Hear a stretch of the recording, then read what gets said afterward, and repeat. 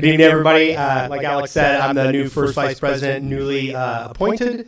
So I'm going to try my best this year to give you guys some great programs, starting with probably the best one we're going to hear. So I'm glad you all showed up to this. Jeffery Goddard is the CEO and founder of TVA Media Group, one of the oldest and most successful direct response TV agencies in the country. Son of the well-known documentary adventure filmmaker and explorer John Goddard, Jeffery grew up surrounded by film production. Not only that is John Goddard, his list is out there. He basically invented the bucket list. It was his life list, but that was probably the first one that the world had ever seen. So raise your hand if you have a bucket list. Anybody? If you're in this room, you better have a bucket list. So we owe that whole concept to John Goddard. So Jeffery was a news anchor, a TV reporter for KBYU while attending BYU, and he majored in communications and broadcasting. He received a BA in Japanese and intercultural communications from the University of Hawaii, and he's lived and traveled throughout Asia since 1979. He's totally fluent in reading and writing and speaking Japanese, as well as some Mandarin. With over 30,000 social media followers, Jeffery has been the subject of numerous media interviews, including Newsweek, PBS, Discovery, and Learning Channel. So Jeffery is the third generation member of the Adventurers Club, number 1010. So 3 generations of his family have been here. So he has grown up in this club. He's one of our storied members. And without further ado, I'd like to bring Jeff Goddard up here. Thank you very much.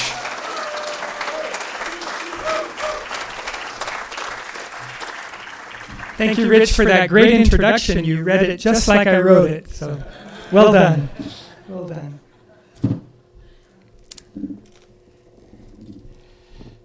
So I'm honored to be here tonight to speak about Dad and what it was like growing up in his shadow.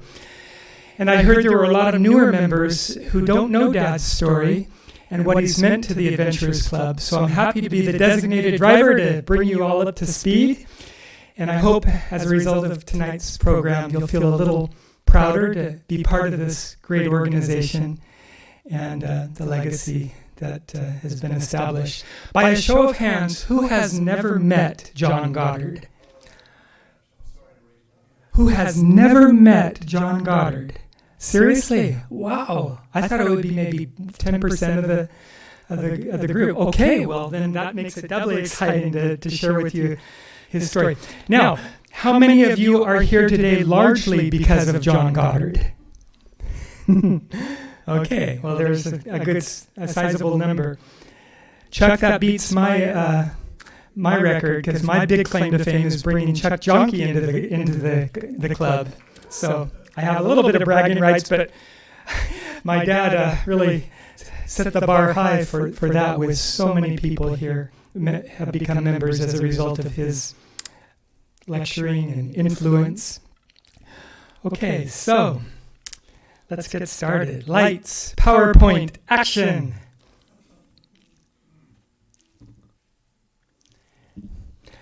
So who is the most interesting man in the world? Is it this guy? Nah, he's just an actor. Is it this guy? No, he's also an actor. Or could it be this man? Or this man? Or this Errol Flynn type debonair, swashbuckling hero of a man? Not only is this man an anthropologist, an explorer, a writer,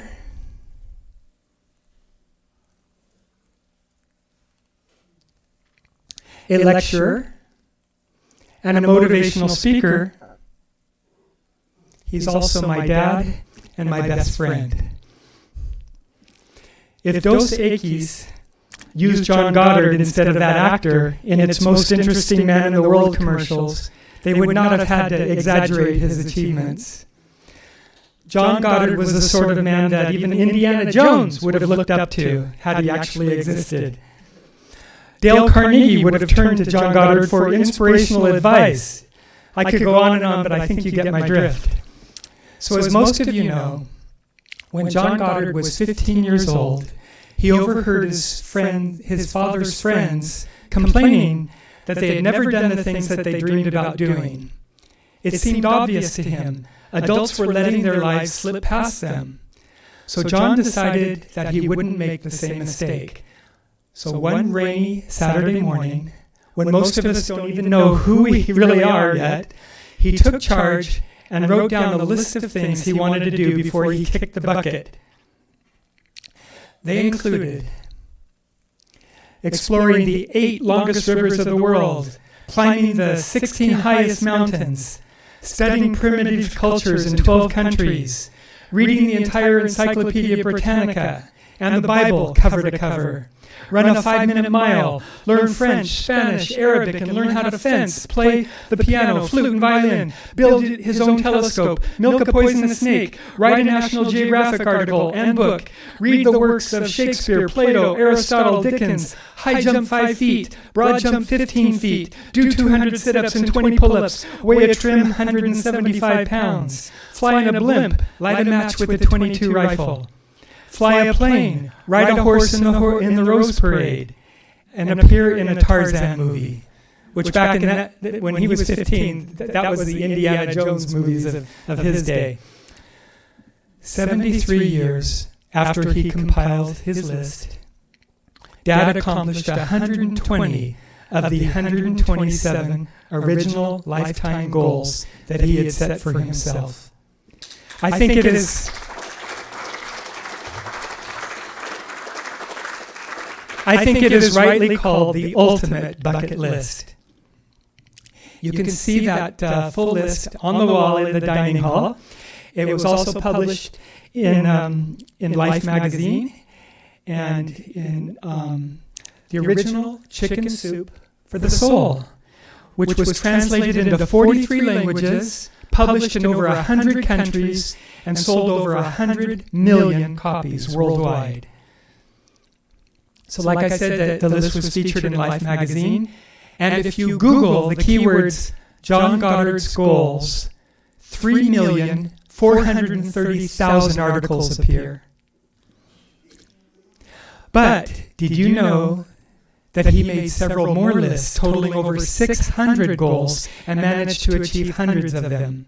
Many of those additional goals are listed at the back of his book, The Survivor. John Goddard climbed 12 of the world's highest mountains, traversed 15 of the world's most treacherous rivers, and visited nearly every country of the world.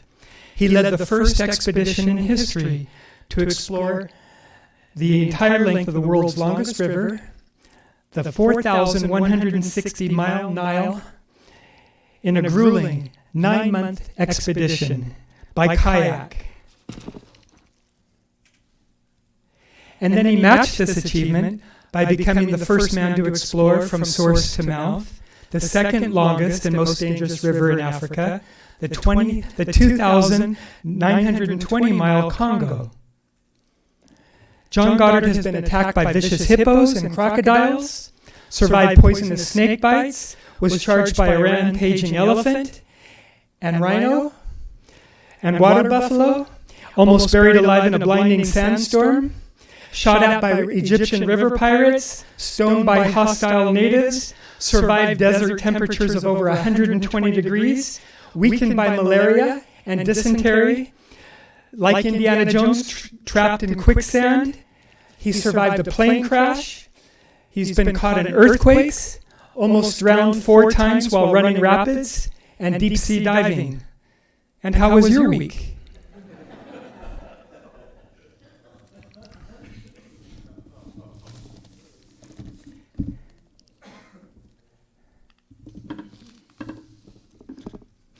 After graduating from college, John set out to accomplish one of his greatest ambitions, that of exploring the entire length of the longest river on Earth, the Nile. He planned to start his odyssey at the river's source, located in the grass-covered highlands of Burundi, a small country bordering the Belgian Congo, and then proceed downriver by kayak through Uganda, the Sudan, and Egypt until he reached the Mediterranean Sea, almost 4,200 miles away. For centuries, such an expedition had been the ambition of countless explorers, including the famed Stanley and Livingstone. More than 100 major expeditions had actually attempted to explore the Nile's treacherous and uncharted waters through Africa, but no one had ever succeeded in traversing the entire length of this great river. For thousands of years, such obstacles as insect-infested jungles, vast swamps, blazing deserts, hostile natives, dangerous jungle animals, violent rapids, deadly diseases, suffocating sandstorms, and incessant heat had frustrated all attempts at conquering the Nile. Consequently, no one thought much of Goddard's chances, and when his plans became known, almost every official authority and expert, self-styled or genuine, from Paris to the Congo, was pessimistic about the outcome of the unprecedented undertaking. What? Exclaimed one. Explore the entire length of the Nile? Impossible. The next was equally emphatic. If the natives don't get you, the crocodiles will. If you don't drown in the rapids, predicted the third, you'll die of malaria. These were a few of the discouraging comments John encountered in discussing his plans. However, their warnings only increased John's determination to try. He was sure that despite the hardships and hazards, the Nile could be conquered. And after 3 years of intensive preparation, including the mastery of native languages, John and 2 French companions set out on an expedition that all the world's experts said could not be done.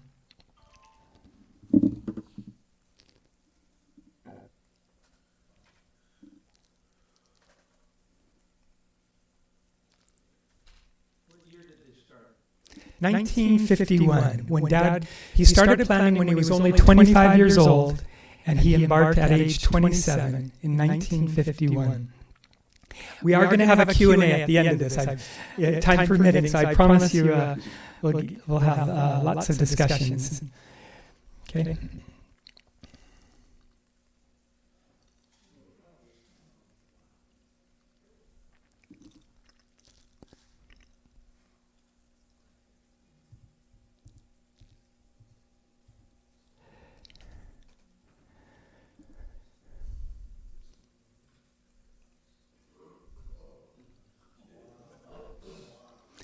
What really amazed me is that, most people think the Nile is this one slow, meandering, lazy river that from the headwaters near Burundi to, the Nile Delta outflowing into the Mediterranean. What people don't know is there are treacherous rapids, especially like around Murchison Falls and at the headwaters. And it gets very intense because some of these cataracts are so narrow that there's no climbing out. If at first you don't succeed, there's no try again. But also what really impressed me was much of the Nile is swamp. You have to paddle through. It's not even flowing. There's so much heavy vegetation at the time that he did this. And the maze that is it Sud or Sud swamp, is, I took Google Earth, the app, and I tried to trace. I zoomed in on the Nile from the very head of it as I was reading Dad's book, and I tried to follow through and make my way to the Mediterranean. I got so lost unless I zoomed out until I saw almost the entire continent of Africa before I could get my bearings again. It was so chaotic and amazing how he and his companions made it through this. The paddling, the exertion for this, just incredible.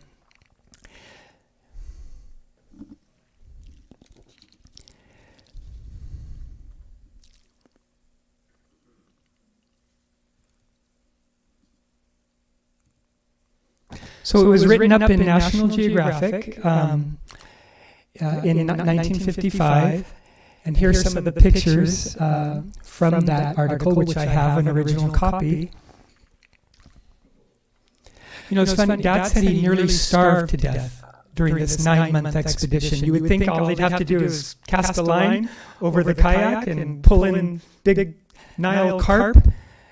He said there were many, many stretches where there was no food to be had at all. And as much as he hated to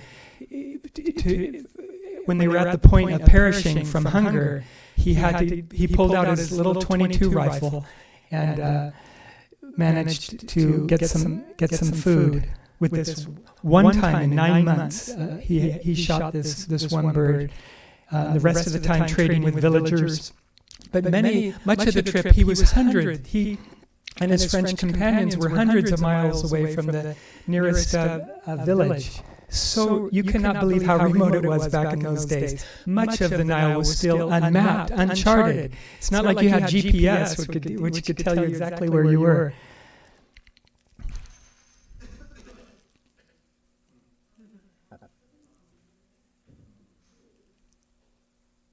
These are all photographs that my father took as he documented this expedition.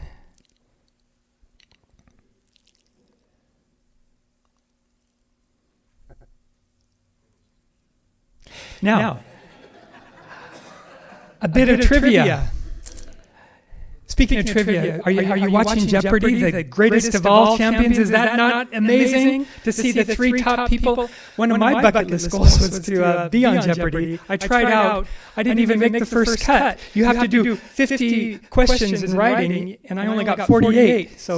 And there were like 2,000 people that showed up to the MGM studios in Culver City. 2,000 people, and they only took the handful that got all 50 to move on to the next level. But some people try every year after year, so I haven't given up on that goal. But a bit of trivia. So, how many of you have been on the Jungle Cruise at Disneyland?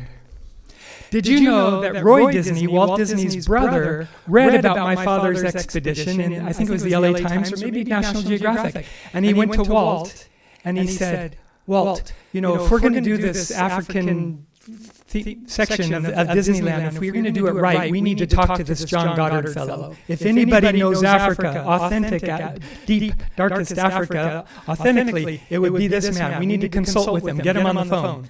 My father became a consultant in trying to advise them how to make it a more realistic ride. So I used this when I pitched to Disney, the head of film production. I pitched him about doing Dad's story. Don't you think it'd make a gripping movie? It'd be kind of like Out of Africa meets Apollo 13 meets Indiana Jones meets Pirates of the Caribbean meets... I don't know what. Tell me. But anyways, we pitched it to them, and we're still in kind of the discussion stage, but we're not making much progress. So I'm going to pass around a plate because I need $60 million to produce this film.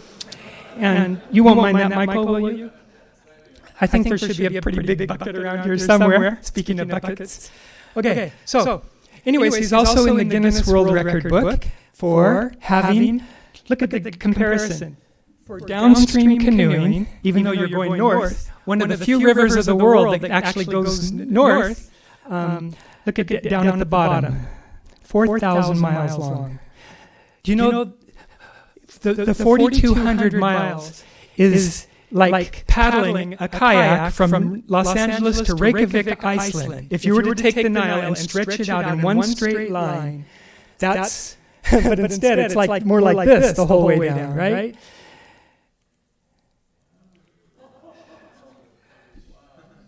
Can you imagine that paddling? No sailboats. I know we've have a lot of sailors in the room. No wind power. It's all by arms. My dad, as I read his accounts, the thing that he complained about the most is just the muscular, strenuous pain without the aid of massages and jacuzzis and things to paddle. For 9 months. I've been on the American Fork River, whitewater rafting, and after half a day of that, I'm ready to go home. How my dad did that for 9 years. But it's really well documented in his book, Kayaks Down the Nile. And get this, I actually obtained a copy of the book that his French companion wrote, and it was translated from French into English. So it was so interesting to hear from the perspective of his companion. You want to hear what he said about Dad when he first met him? Okay. I brought the book. To be continued. I forgot it. It's at home. Speaking of forgetting my notes, and with such a build-up too, I'm sorry. I had a whole bunch of handwritten notes. I'm so grateful for modern technology because I thought I had all these notes handwritten in my bag here, and I get here at 6 o'clock thinking, we got everything covered, and those notes were left at home. So, being the quick wit and thinking, I called my wife, who's home with our 11-year-old daughter, who's cramming for the ISCE test in order to get into Harvard Westlake day after tomorrow. So it's a school night, and she's cramming for this big test. So they apologized for not being here. They wanted to, but when they heard it's going to be videotaped and posted on the Facebook page of the Adventurers Club, they said, that'll be enough. So anyways, where was I? So I called my wife, and she took pictures of my handwritten notes, emailed them to me, and I have them right here on my iPad. And we're good to go, except for that book on French. But let me just, I can do it from memory. So Andre Davy said, here was this debonair Hollywood actor-type guy who joined them in Paris to discuss this expedition because these two Frenchmen were expert kayakers. Dad didn't know much about kayaking and putting one together because these were not the high-tech kayaks of today. They were like balsa wood or canvas. Really flimsy, well heavy, but flimsy too. And one of those, I actually had it in my garage and I think it's over there, or maybe that's the Congo River. Is that the Congo? Anyways, take a look at it after the presentation. But it back in those days, that was as high-tech as you could go. And they're very complicated to put together. And so, anyways, Dad thought it would be good to hire these two Frenchmen, expert kayakers.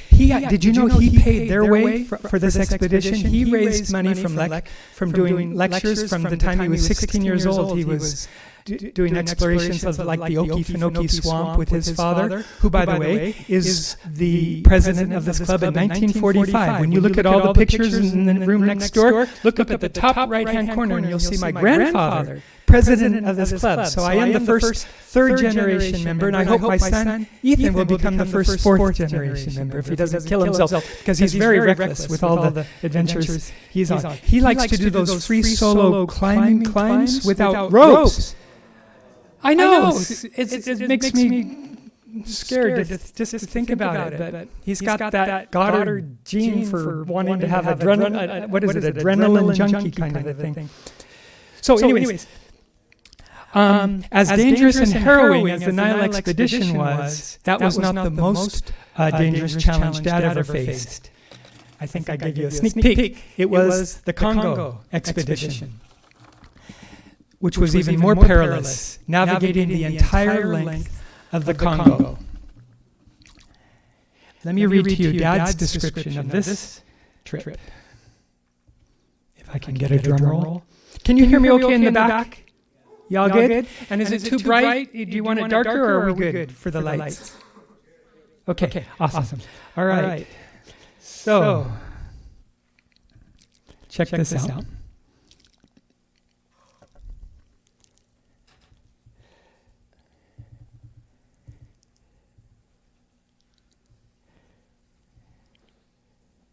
Okay, here we go. This is his describing this adventure.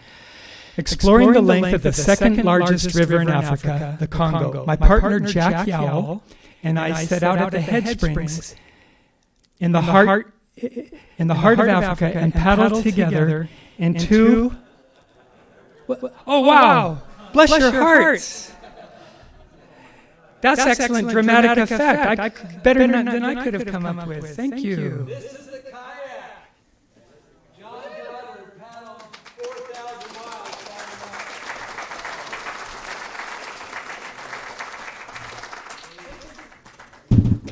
Take a look at the wooden struts inside of that. That thing is so complicated. It's like a Lincoln Logs meets the most complex maze. I tried to put it together once, and it was really challenging. And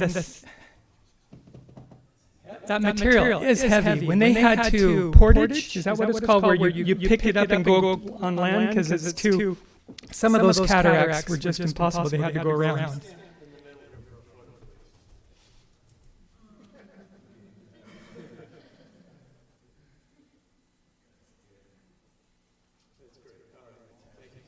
You're welcome. I have to tell you, I was nervous about doing this presentation because I feel like Dad is looking down from above, and my grandfather too, and my sister is here, and my stepmom and her husband, and my brother-in-law is here, and dear friends, including the best man for my wedding is here. That's pressure, because Dad is a hard act to follow. And I'm kind of a rookie at this. I hope you'll cut me some slack here if I really mess up, like forget my notes after doing big build-ups and things. But thank you, sir. Who said that? I will give you a hug later. It's kind of dark in there. All right. Where was I? So let me tell you Dad's description of this expedition. It's very short. Exploring the length of the second largest river in Africa, the Congo, my partner Jackie and I set out at the head springs in the heart of Africa and paddled together in two 15-foot kayaks. 450 miles through uninhabited, game-filled wilderness. We had many hazards to contend with, including aggressive crocodiles, but the most dangerous were violent, rock-studded rapids. We were able to work our way through all of the stretches of whitewater, but the last two. Both of us capsized and were engulfed, and swept along through the turbulence with such force we couldn't get to the surface until we reached calmer water. Tragically, Jack was unable to hold his breath long enough and drowned. Dad always tried to inculcate in us about living healthy, and one of his goals was to be able to hold his breath for three minutes, was it? We'll have to look at the list. Go back. I brought one in that from Life magazine, and hold your breath for I think 3 minutes. What's the longest you've ever held your breath underwater? It's in here. We'll find it. But anyways, he said that he had developed such lung capacity from having this goal and healthy Mormon living and not smoking and all and exercising. From my earliest memories, I could see him with his Jack LaLanne type springs that he would pull, when he'd wake up in the morning and he'd be always doing sit-ups. He was really fit. 175 pounds was his goal to keep, that very fit frame. I'm about 2 sizes larger in my waist, and because I love the donuts and Captain Crunch, and I'd still eat like I was in 3rd grade, but I digress. Where was I? So anyways, after burying my friend, I continued downstream for 2,300 more miles to the Congo's mouth at the Atlantic, sometimes traveling alone, other times in the company of Congolese paddlers in their large dugouts.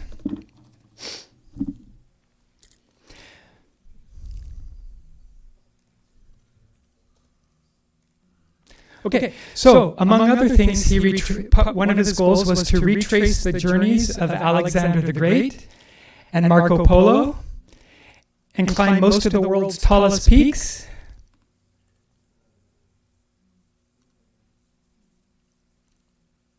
His Nile expedition has been considered by many explorers to be right up there with the Hillary Tenzing Everest expedition and Thor Heyerdahl's Kon-Tiki expedition and the Apollo 13 mission. It's when it comes to sheer audacity and danger, it's right up there. So he's climbed most of the highest mountains. One of his goals was to do Everest, and it was his lifelong regret that he wasn't able to do that.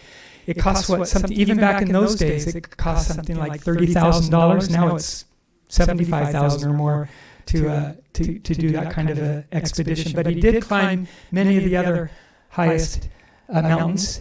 And he circumnavigated the globe 4 times, which was a goal from his original 15-year-old list. And he lived among tribal peoples in every continent and more. When he interacted with primitive cultures in the rural pockets of the globe, he left behind any pretenses and always tried to become one of them. He said, if you give up a hint of feeling superior to them, they'll pick up on that, and it prevents them from getting to know you. A constant theme of John's lectures was international brotherhood.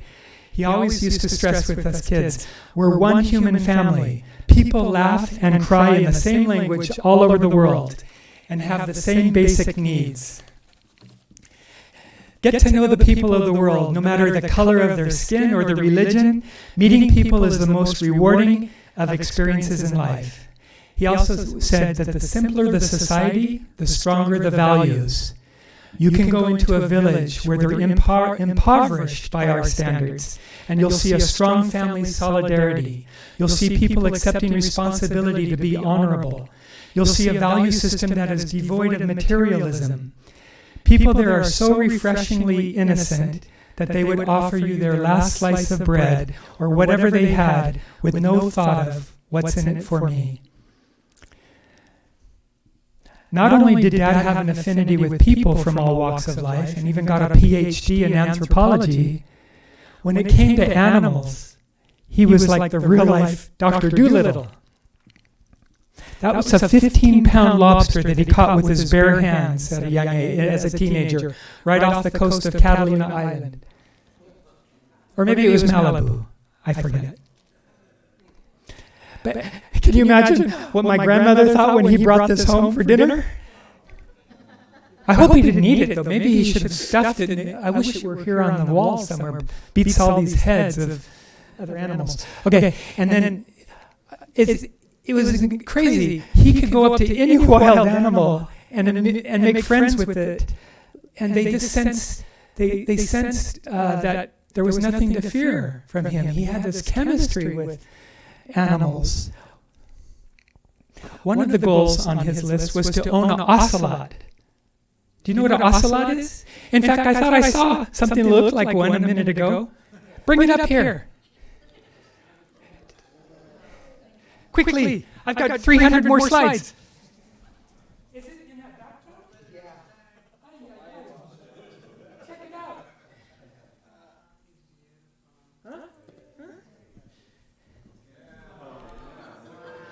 Tell us about it. Is that an ocelot? This is a Bengal cat. Okay, well, maybe related? Like ocelots. Cool. I think the only difference is the ocelot, their eyes are slightly bigger than a Bengal. This one? My other one was about 20 pounds. Hopefully around 20 pounds. Thank you for sharing. But you're the bug man. You brought in like spiders and things and beetles. You're that guy. He's one of the most interesting men in the world. You know? We get a lot of them in this club, don't we? Have you become a full-fledged member yet? There you are. Good. Yay. It's nice to see some young guys in this club, you know? Instead of old geezers getting up there. Sorry. Dad even found it, according to my grandmother, he caught a 3-mouthed trout. And I Googled and Googled and Googled. I could not find, the closest I could find to a 3-mouthed trout is this 2-mouthed fish. But, you know, he would bring home the catch for dinner. That was like his thing to do on Saturdays as a boy growing up. He would hop on the bus and go down to, Santa Monica or Malibu, and with his spear, he'd dive and always bring home all sorts of good things to eat. He was fearless when it came to snakes. Janelle just told me, my sister Janelle, she's fearless too. She just, there was a coral snake in a swimming pool? Stand up, quick.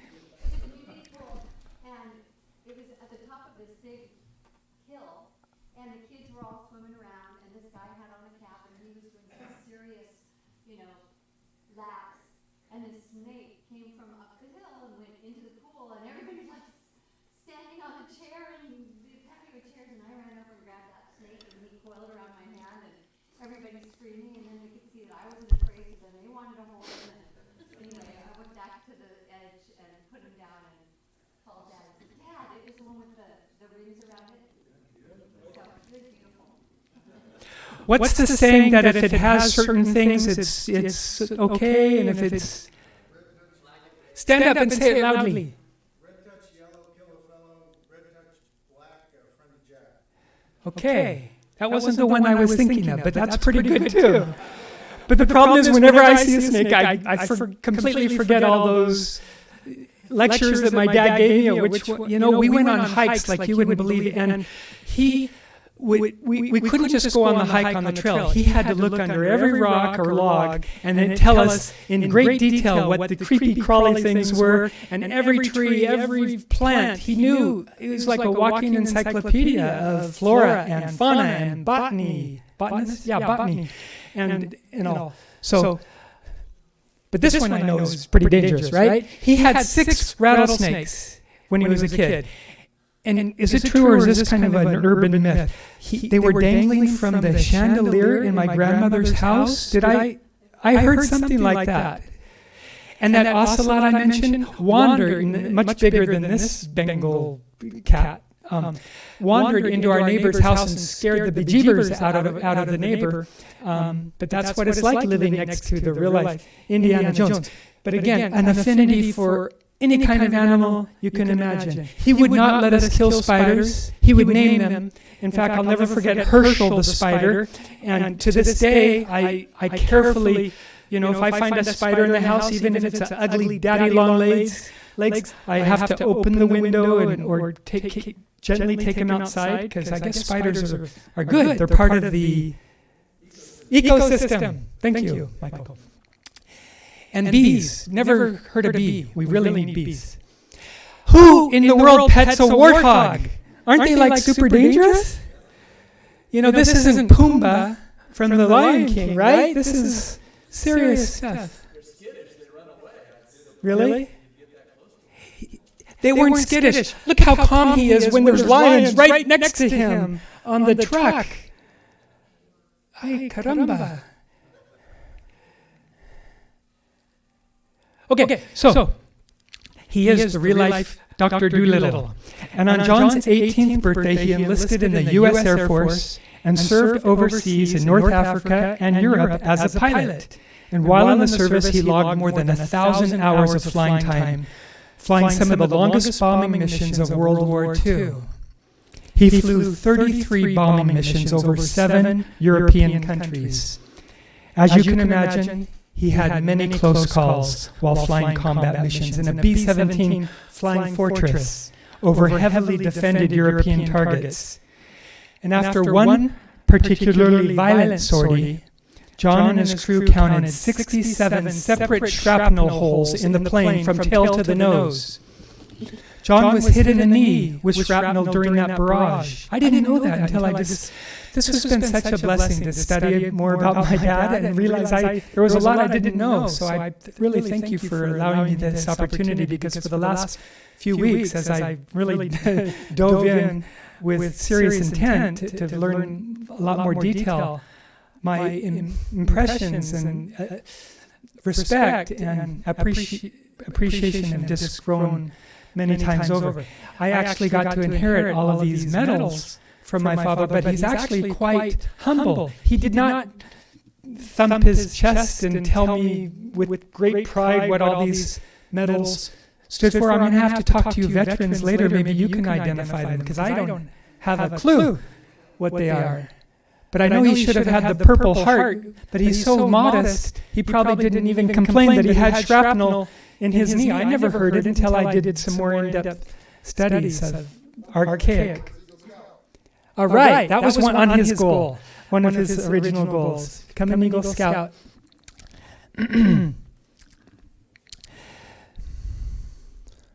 So, not only in the Air Force during World War II, but John Goddard also set numerous records as a civilian pilot. For a long time, he was the fastest flying civilian on Earth, including a speed record of 1,500 miles per hour in the F-111 fighter bomber, which goes 3 times the speed of sound and twice the speed of a .45 caliber bullet. So Dad is faster than a speeding bullet. He is my Superman. And he set an altitude record of 63,000 feet in the F-106 Delta Dart as a civilian.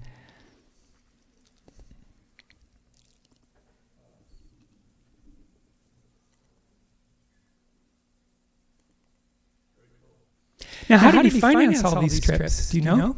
He would lecture. Everywhere he went, he took his little Bell & Howell 16-millimeter camera and documented these things. And then he would come back from Africa or South America or wherever, and he would lecture to schools, colleges, universities, clubs, organizations, corporations, talking about finding adventure in your own daily life. Yes.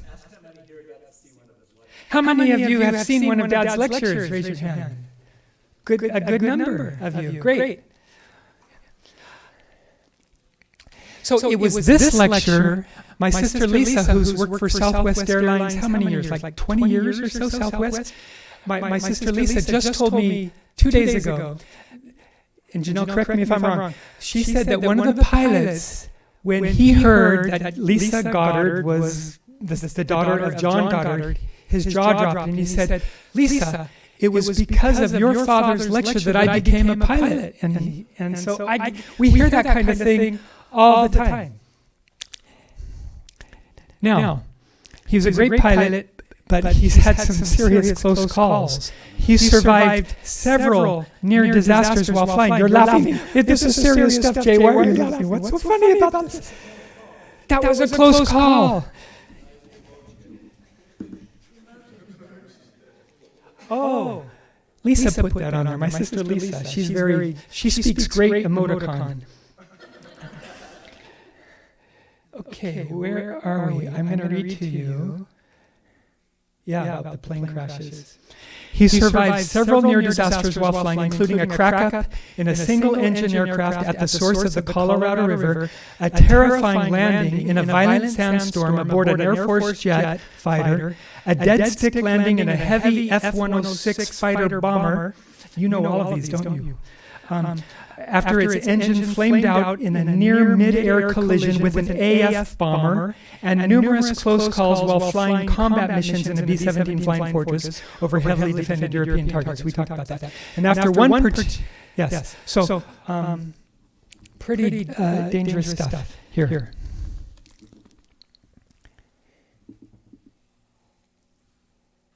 Okay. Now.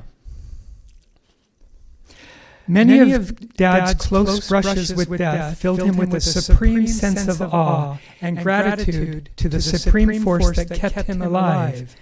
Coming face to face with his own mortality also taught him well how to embrace his one life, his goals, and make the utmost of the present moment. He wrote a book about his closest calls.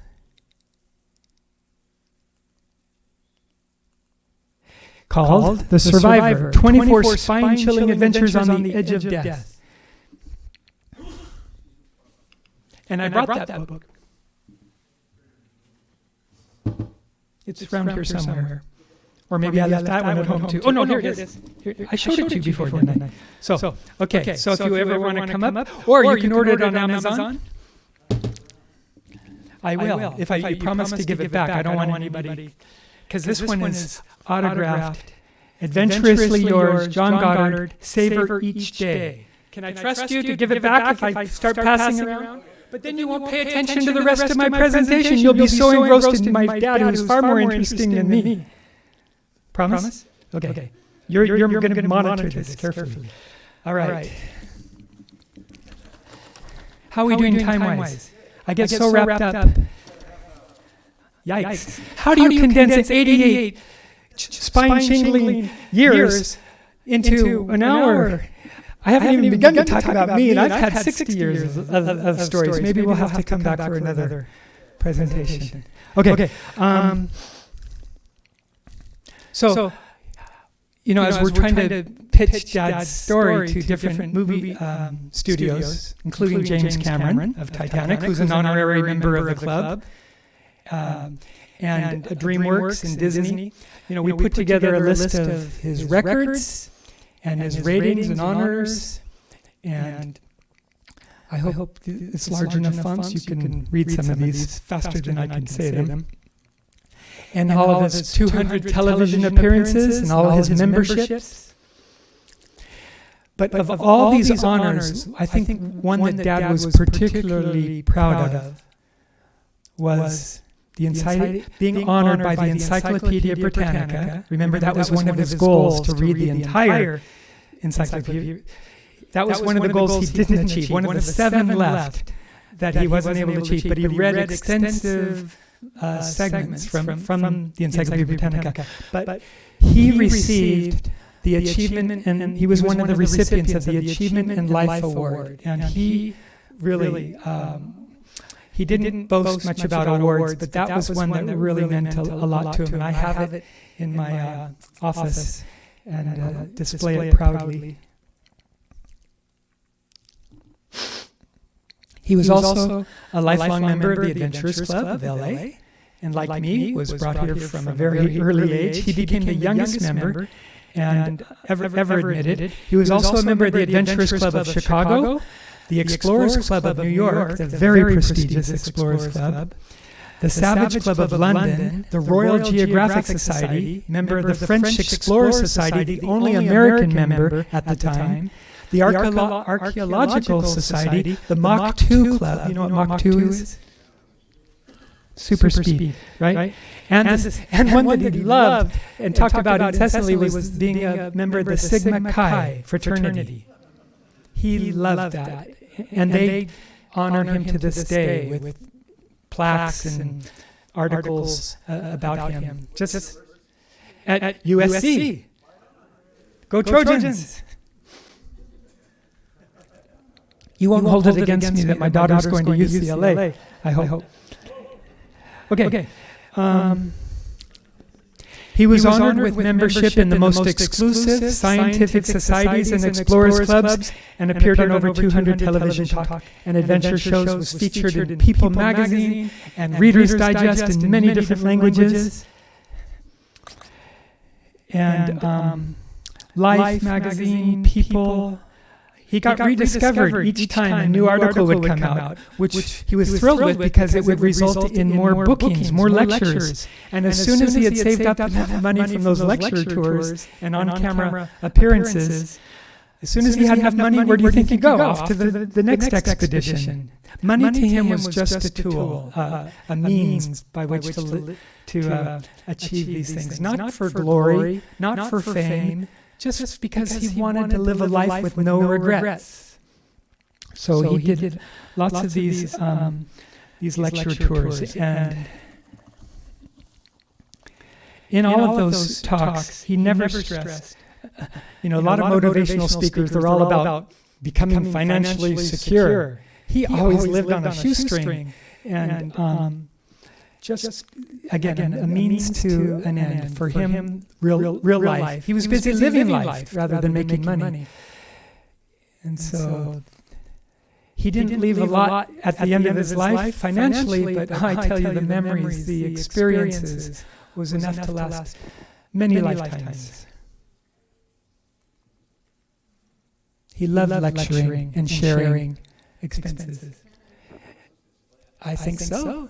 Doesn't it? Yeah, I recognize a lot of those heads on the walls.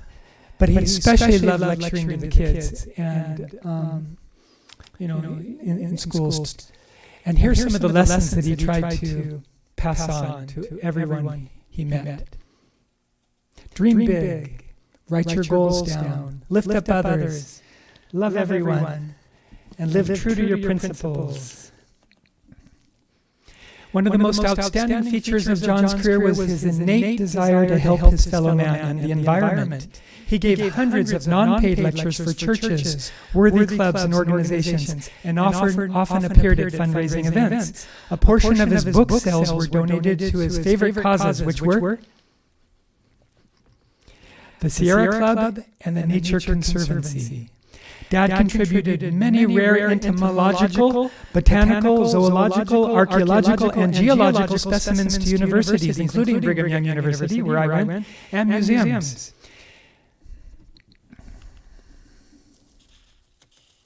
John was careful not to preach when talking to students, but he did try to show them that life is wonderful and they don't need drugs or alcohol to get high on life by being participants, not just spectators.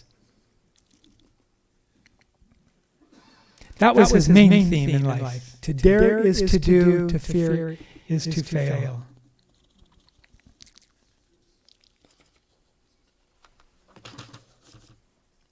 And he sure passed on that legacy, that great legacy to his family, including Carol, his beloved wife of 29 years? 33 years, excuse me. And Carol, stand up, take a bow.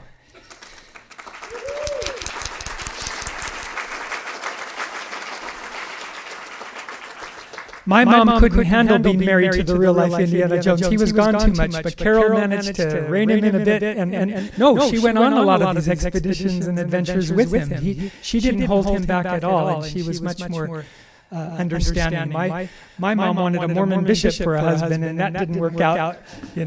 He became a Latter-day Ain't. Don't clap. That's not good. And there's my sister Janelle. And he left behind an amazing posterity. My sister Lisa, who works for Southwest Airlines. To be thinner again. That's me on the right, believe it or not. And check it out. I think this was close to the final year of his life at age 88 and a half. So when I was born, that was kind of a big deal, according to the LA Times. Dad was flying in a B-52 Stratofortress, some giant plane. He was in the air when he got word over the radio that his first son had been born. Me, June 3rd, 1959. Check it out. In fact, it says it right there.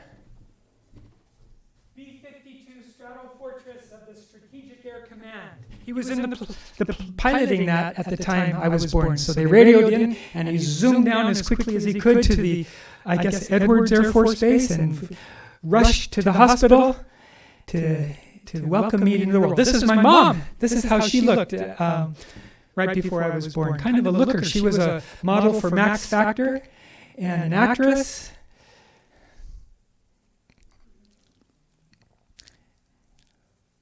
And my sister Lisa. That's you, Janelle. Sorry. I should know these. I'll get all these details down. And look at me in the middle. I still have a double chin to this day. I'm not sure what to make of my sister there to the right. But now, let me tell you a little bit what it was like to grow up in the shadow of John Goddard. It was not easy for me, to have Indiana Jones for a father. Not only was it a hard act to follow, but he wasn't around a lot.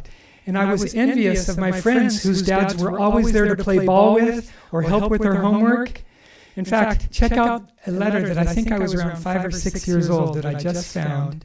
Thanks to Carol, because she kept all of these things. You know that big brown bag you gave me full of old letters? Look at the letter. I think I must have only been 5 or 6. Dear Daddy, Happy Valentine's Day. I was so unhappy when you left. After you left, I took a bath, like you said. I took it last night. After I got out from the bath, I started to think about you. Then I cried because you left, and we had such a good time. We went to restaurants, and we went to Colossal Cave, and we went on a hike, and we had ice cream 2 times, and presents and candy and lots more. Love and Candy Lions, Jeff. P.S. The rest is a letter over for Susie. So that's how I felt growing up. Is that he was more like an exotic uncle. I saw him so rarely. This is me in 3rd grade. But I was so proud of him, just the same. And in fact, when I was little, I used to go up to people, strangers on the sidewalk, and I'd say, "Do you know my dad, John Goddard? He's famous." And often they would say, not only do we know him, but they would go on and on about the effect he had on their lives after hearing one of his lectures. And I created his website, johngoddard.info, years ago as a Christmas present. And to this day, 6.5 years after he passed, I still get letters, emails from all over the world, and packages, including from a Korean elementary school, all these cards from the students who had seen Dad's list. It translated into Korean, and it made such an impression on them and inspired them to create their own bucket list here in elementary school. And they sent me all these cards, which I had to have translated in Korean. And I get that all the time from people. So I'm very proud of him. And his website gets more traffic than mine, and my website's been up a decade longer than his. So it's been a thrill to read those emails. I used to sit on his lap while he was editing his films together, and was so proud to carry his films, heavy 16-millimeter cases, and his projector around when he'd come lecture at my school. I was the most popular kid in school for at least a week or two after one of his lectures. And even when he came to my colleges, university, I was able to get so many dates as a result of his lectures. So there's lots of perks having Indiana Jones for a dad. Most kids get bikes and toys for their birthdays. Check out what I got for my 8th birthday. A dagger from Afghanistan. A bug collection from South America. A silver bowl from Turkey, which I so regret. I sold it to buy a bicycle. I wish I'd kept it. I know, right? But I did manage to keep lots of other things that I inherited and add to the collection from my own travels around the world. I think I've been to at least 30 or 40 countries last time I checked. So if you come to my house, it's nothing like the Smithsonian you'll see at Dad's house. But I'm trying to hold my own as a kid. I love this, one of my most cherished. He brought this home when he was in Egypt on one of his many trips to Africa. And he was so great with kids. That's my half-brother and sister there. Dad had the best bedtime stories ever, especially of Africa, but they were often so vivid and thrilling that I'd have trouble falling asleep. They weren't great bedtime stories, but they were sure exciting. He didn't need to tell fairy tales. He just talked about being in the wilds of Africa and head-hunting natives and lions and tigers and bears and things.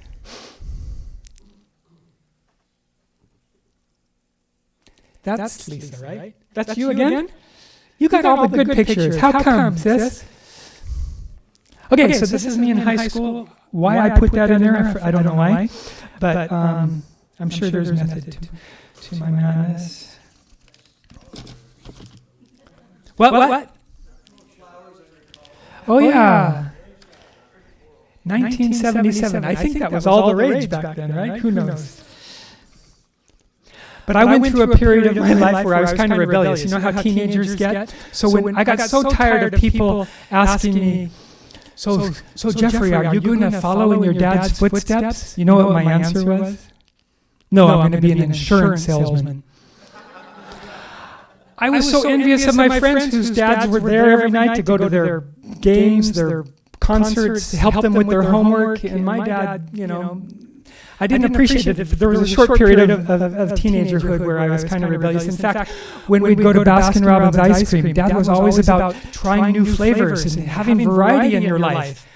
Guess what I would order every time we'd go to Baskin-Robbins for hazelnuts? Well, it was French vanilla, so I was a little bit slightly different. But I did manage to achieve a few goals of my own. While in high school, I managed to achieve Dad's goal of running a 5-minute mile. That's not easy to do. Admittedly, it was close. It was more like 5 minutes and 20 seconds, but it's closer to 5 minutes than 6 minutes, so I kind of fudged. Jay said I could embellish a little tonight, so I'm in advertising, so forgive me. Everything I say might cut in half, at least when I'm talking about me. Because I managed to save up enough money to buy a car. That was a big, exotic goal of mine. And thank you. And learned to play the electric bass guitar from junior high all the way through college. It helped pay my tuition. And then serve a Mormon mission for 2 years in Japan. Was a great experience. And I was sent to some of the most remote parts of Japan where I actually went 5 months on a remote Japanese island without seeing another gaijin, haole, Caucasian person, non-Japanese. That's how remote it was. So it was total immersion. Really helped me learn the language because you know me, I have a gift. I have a need to express and talk and communicate like my dad. And I was so frustrated because Japanese, I could barely pass Spanish in school. How am I supposed to learn Japanese? But you know, just like Dad, if you stick with it and set goals, and my goal was to learn at least 10 phrases a day from the time I started my mission and finished up 2 years later. I had shoe boxes full of these little flashcards that I carry in my pocket that had on one side the English phrase and then the other side a Japanese phrase. I didn't learn just words. I learned, instead of like shower, I learned take a shower. Or instead of apple, I learned eat an apple or go to school. Always little chunks of phrases that I learned to thread together. So by the time of my 2-year mission, I was pretty fluent verbally, but then I got a degree in Japanese at the University of Hawaii, and they really insisted I learn to read and write just as well as, and not skate on just my gift of gab. But living in Japan for not only the 2-year mission was a wonderful experience, and I learned to love the people so much. Dad was more oriented towards Africa and South America. I really went... even though he did lectures and films about Asia, loved Asia, but that really became my Africa for China and Japan and Malaysia and all. But I just loved the people, had a great time. And then after my 2-year mission, I returned to BYU, where I studied majored in communications with an emphasis on broadcasting. But then I found out I could graduate a year early if I went to the University of Hawaii and switched my major to Japanese because I was already well ahead of the game, and I could just test out and get the credits, the college credits, without going to the classes. And you know, I was ready to hit the beach running in the world. I didn't want to be in school as, you know, because the world was my school like that. But I loved Hawaii and paid for my schooling by becoming a tour guide for Japanese tourists, and also charter air, where the richer tourists could go to 3, island hopping. And one day we'd hit 3 islands, and I was the tour guide for that. And then a PA, production assistant, for a film cruise in Hawaii. And then I achieved the goal of buying a motorcycle in Hawaii, and then a hang glider. I was one of the youngest hang glider pilots in America.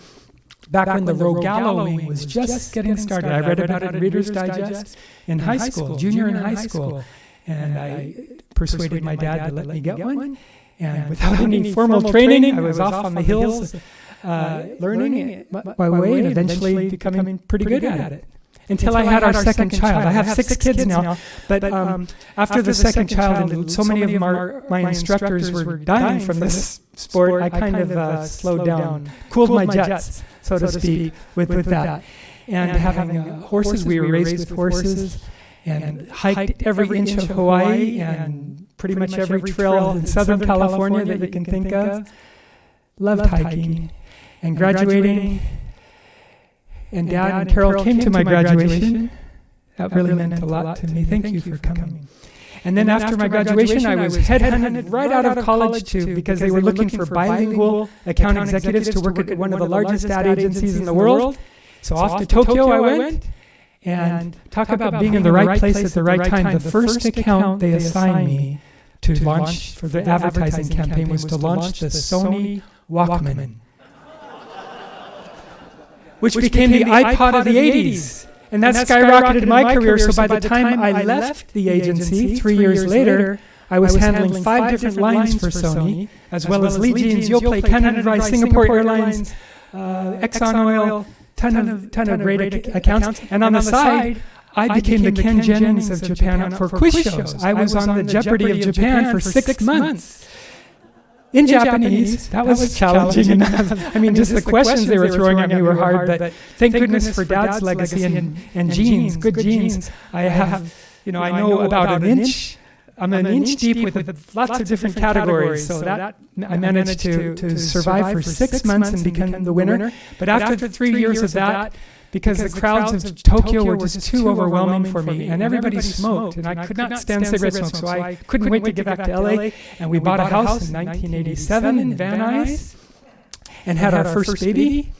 And I started a production company in LA, not realizing there was already 2,000 production companies here, and had no idea that the competition was going to be so fierce. But, the part I liked best at the ad agency was the producing the TV commercials. I'd never directed, produced anything in my life, and here I'm starting a production company in LA, the most competitive. But you know what? I cold called companies for 6 months, because this was before the internet. 6 months cold calls, didn't get a single job. We got down to $200 in our bank account after buying a house, furnishing it, having our baby. I was so stressed out because my wife had no marketable skills, spoke very little English from Japan, and I was stressed big time. But I prayed and worked hard, didn't give up, followed my dad's advice to just hang in there and set goals.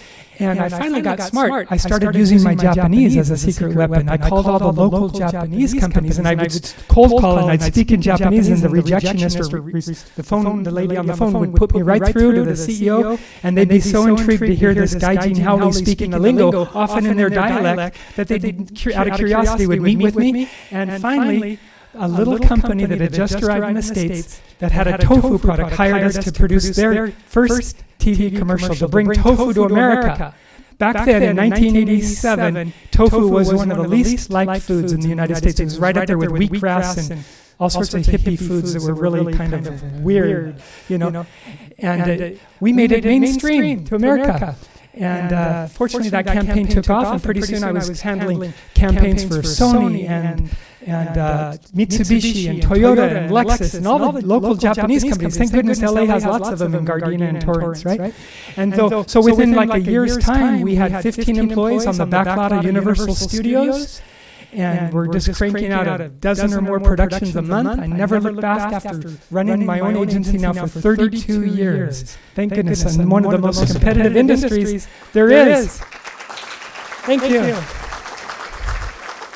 It's not as exotic as Africa expeditions, but for me, this was quite an adventure to succeed. And we've gotten to shoot cool commercials with flying Chinese Confucius people and unicorns, promoting all sorts of products. Janelle's been in some of our infomercials and commercials too, with her great looks and actress abilities. So we've been very blessed. A recent commercial we did with Robert Herjavec from Shark Tank.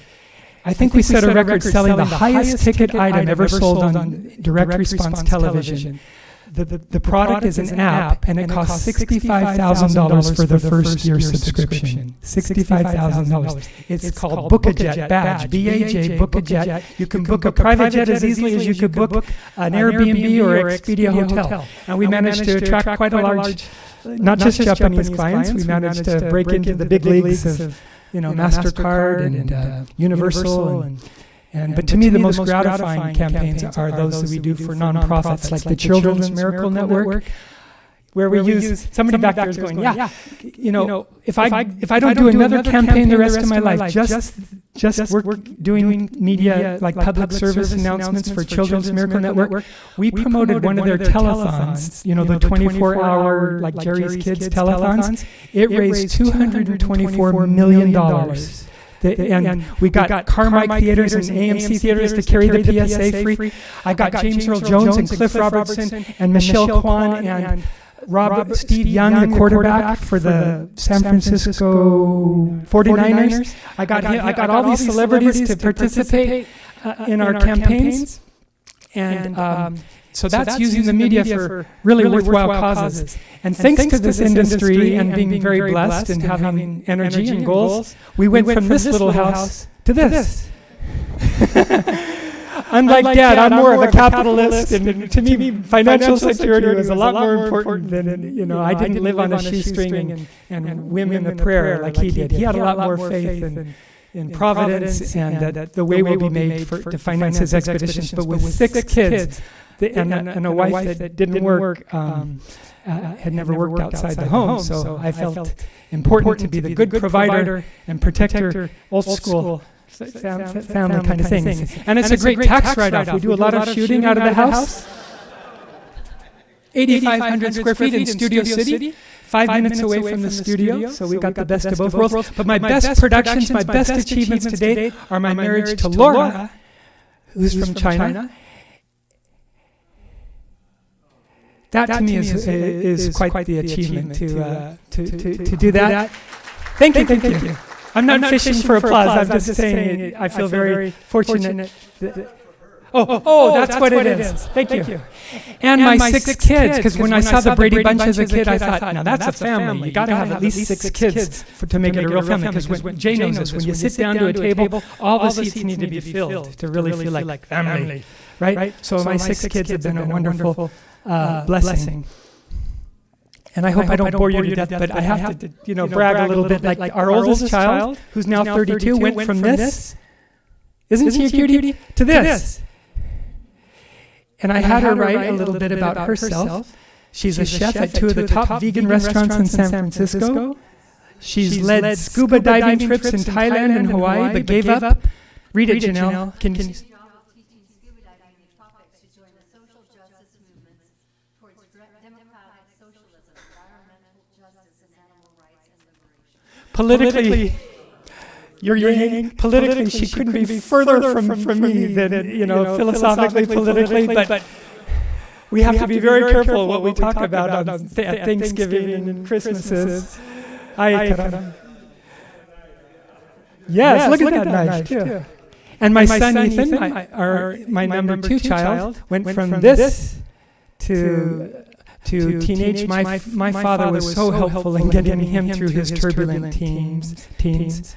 And then he served an honorable Mormon mission and to Japan. I was in southern Japan, Shikoku. He was in Hokkaido, the northernmost island of Japan. And I'm not going to have you read this, but I hear they're going to videotape this and post it on Facebook so you can read about it later. But he's doing great mentoring kids that are hooked on drugs at one of those rehabilitation ranches in southern Utah near St. George. And before that, he worked for Adoption.com, did all their social media. So my kids really have this philanthropical bent towards them. And my grandfather, the past president of the club, has been very, inspirational, good genes. And my daughter Kelly. Janelle, can you read that too? Okay, we'll keep going. How are we doing? Yeah, time. And my daughter Megan, who graduated from NYU. In social entrepreneurship and psychology, graduating summa cum laude from NYU. And my daughter Emma, who's just finishing up her school at Boston University with a degree in journalism, focusing on neuropsychology. And we have a neuropsychologist in the audience that does pediatric. Did I get it right? Neuropediatrics. Close enough? Okay, so that's Emma.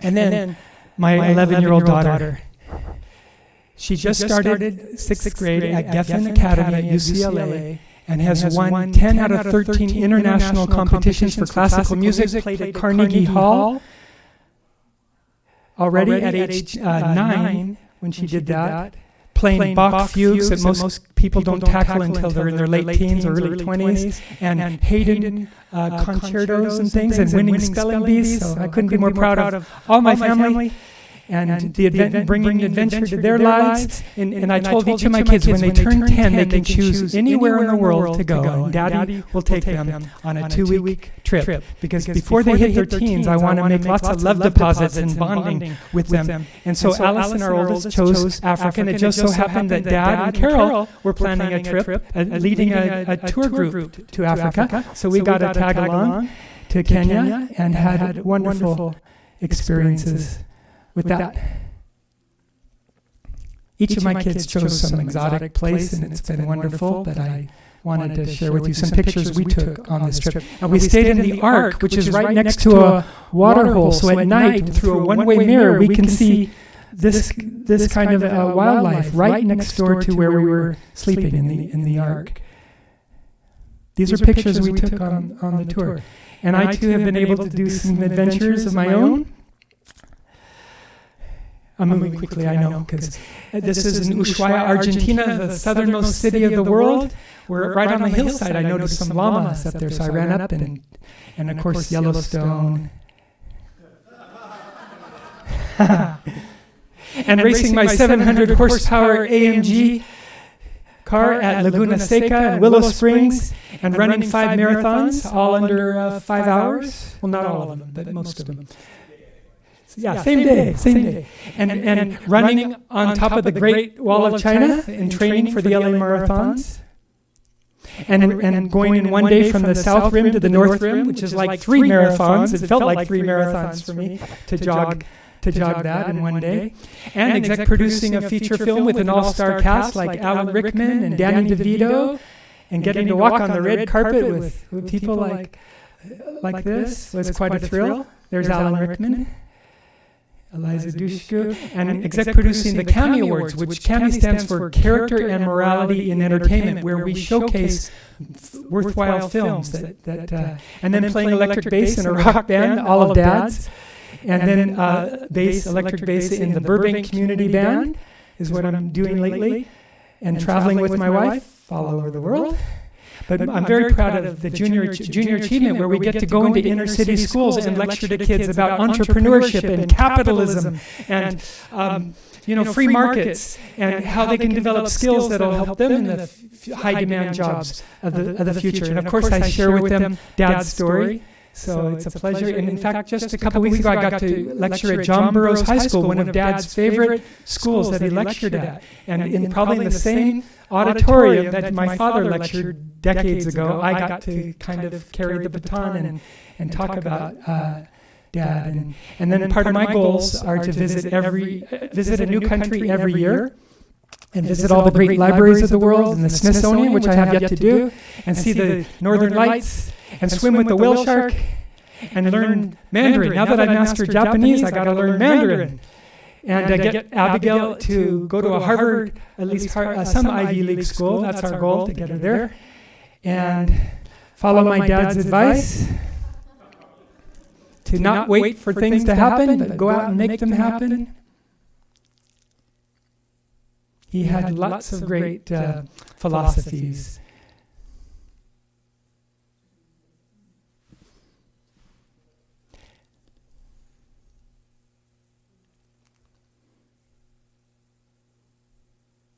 I love this one too.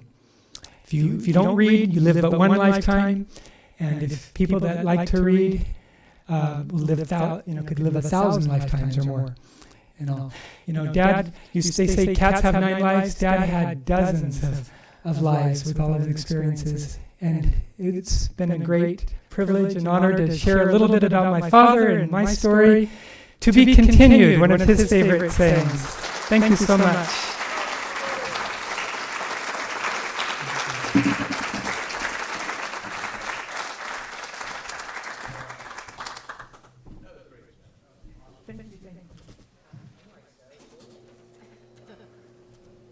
Sorry if I went over time. Hey, wait, Jeff, you might have some questions? Oh, that's right. Any Q&As for us? Speak now. Yes. We do, occasionally when they need a public service announcement shop, but I've kind of transitioned. I'm semi-retired, so I'm more involved with like junior achievement for nonprofits. And Salvation Army is another big one that we're doing a lot with. So I'm only handling just a few small campaigns while I'm busy playing bass and lecturing at inner city schools and traveling around. Any other questions? Thank you for that, though.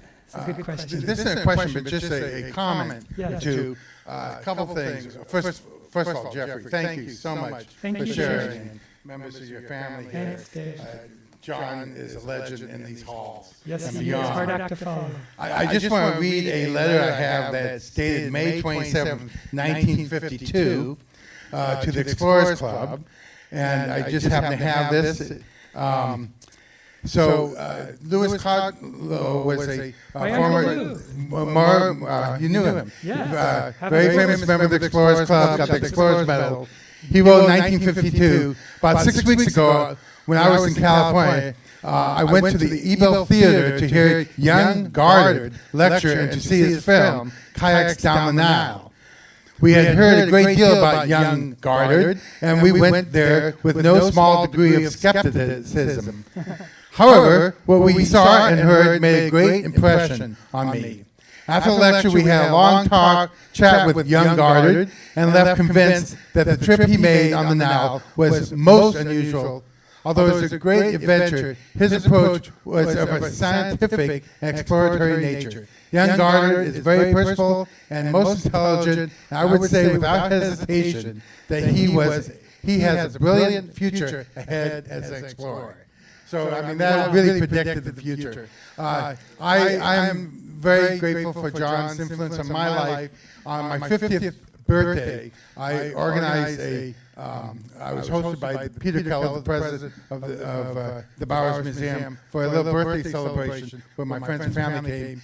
John Carroll came down, and John autographed copies of his book, Survivor, for every person who came. And all those people, I thought it was a momentous time to hear about goals after half a century. And it's not a day that goes by that I don't think of John.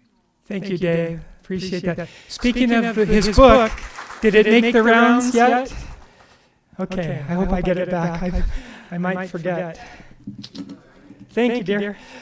All right, any other questions? No? All right, with that, can we give one more big round of applause to Jeff Goddard?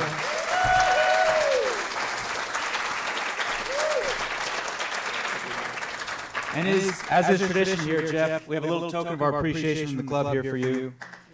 Expressing grateful appreciation to Jeff Goddard for the interesting, informative, and entertaining program on growing up with the real-life Indiana Jones, the evening of January 9th, 2020, thus furthering the objectives of promoting the exchange and dissemination of knowledge between those who have had adventures off the beaten path. So, thank you very much. Appreciate it.